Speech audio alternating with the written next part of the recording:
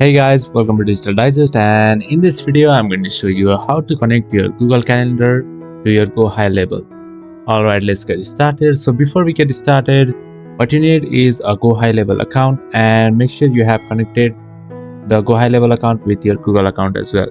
Alright, so let's go through this article that I have found on the internet. So as you can see, the first step is to log into your GoHighLevel account, and the second step is navigate to the calendar.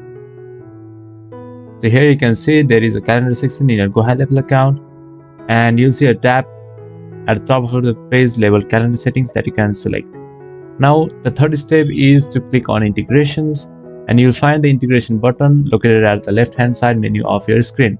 So after you have done that, the next step is to Google authorization. So you have to allow Google Calendar authorization to the GoHighLevel. After that, you'll be able to sync your calendar. And over here you can see the same solution.